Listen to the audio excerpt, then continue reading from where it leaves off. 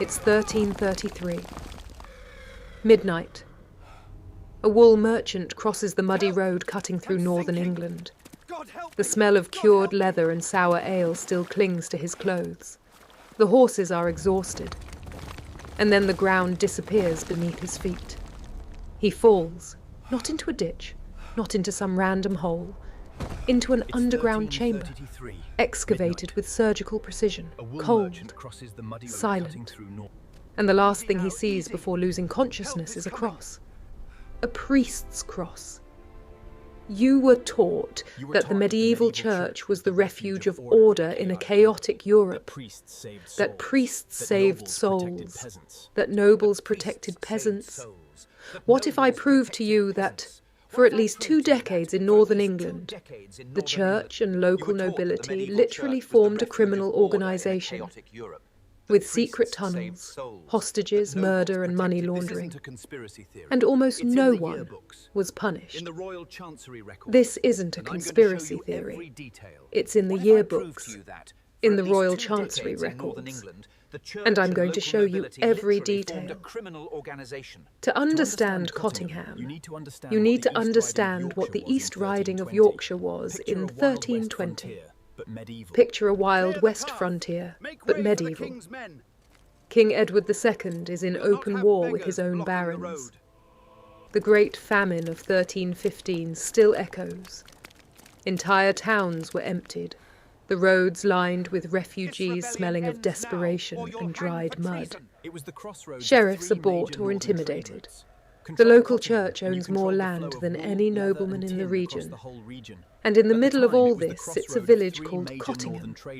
Today, a quiet suburb of Hull, where the biggest problem is flat prices, which at the time was the crossroads of 3 major northern trade routes. Control Cottingham, and you controlled the flow of wool, leather and tin across the whole region. At the centre of it all stands Robert de Cottingham, a canon of the local church, a man who had taken vows of poverty and celibacy, a man who, according to Chancery records from 1333, commanded a network of at least 12 accomplices, 3 clergymen, 2 minor knights, a notary, and a group of men the documents simply call malefactores ignotos, unknown evildoers. Their names were erased from the record. Someone paid for that to happen. The operation had 3 elegant layers. Elegant in the most criminal sense of the word. First, intelligence. The notary intercepted information about which merchants would travel the main road. Dates, cargo, number of hired guards. He had access to this because he was the official who legally registered those transactions. Second, the ambush. The tunnels, yes, real tunnels, which survive partially in property records to this day, served as hideouts and escape routes. Merchants were ambushed, robbed, and sometimes held captive while ransom was awaited.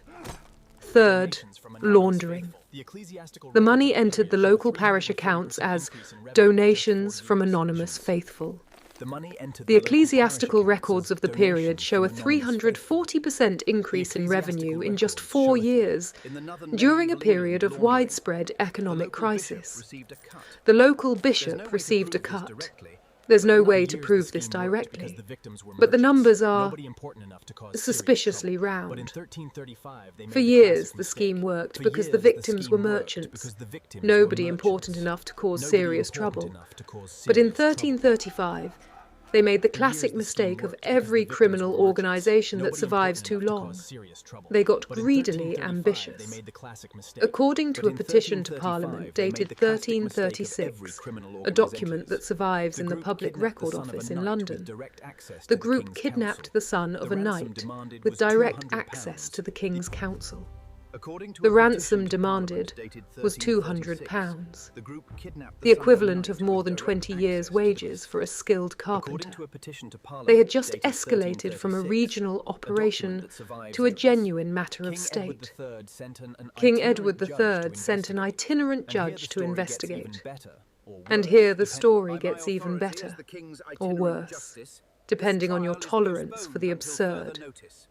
The appointed judge had family ties to a knight who, in turn, maintained financial relations with the church at Cottingham. The trial was postponed 4 times. A key witness died under accidental circumstances before testifying. 2 of the accused clergymen invoked the benefit of clergy, the medieval law stating that an ordained man could not be tried in a civil court, regardless of the crime. They were transferred to an ecclesiastical tribunal, where the most they could receive was penance, and perhaps a few years of monastic confinement. But before I tell you how this ended, there's a detail almost no one knows, and it completely changes how you'll see this story. The Cottingham tunnels were not built by the gang. They already existed. They were agricultural drainage passages constructed by Cistercian monks in the 12th century to irrigate the fields of Moe Abbey. There is a land inspection record from 1312, 21 years before the crimes, that explicitly mentions passages subterraneous apters ad hominem, transia, underground passages suitable for a man to walk through, listed as church property. Robert de Cottingham and his gang built nothing. They inherited a saint's infrastructure to commit crimes. That's so medieval, it almost sounds like poetry. Back to the trial. Of the 12 identified accomplices, only 2 were effectively punished. Both the lowest-ranking members, an ambush assistant and a hired guard. The clergyman remained under church jurisdiction. The notary vanished from the records, most likely fled to Scotland. And Robert de Cottingham, the leader, the priest who orchestrated everything for at least a decade, was transferred to a parish in Lincoln. According to ecclesiastical records from 1338, he was promoted. Medieval organised crime wasn't dismantled. It was reassigned. The mind blow. What's most disturbing about this story isn't the violence. Violence has always existed. What's disturbing is the structure. A respected institution providing legal and moral cover. A network of complicity protecting those at the top. A special law, the benefit of clergy, functioning as institutional immunity. A deliberately appointed investigator with a conflict of interest, a low-ranking scapegoat, punished while the leaders ascend. 6 centuries later, can you name at least 3 modern institutional scandals with exactly that same structure?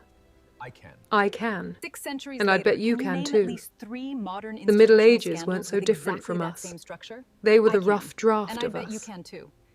If you made it this far, you're the kind of person who likes history that isn't in the textbooks. So a question. When was the last time you questioned an institution that everyone assumes is good by default? Drop a comment below. And if you want to see the next episode, which covers an even more absurd medieval trial, you know what to do.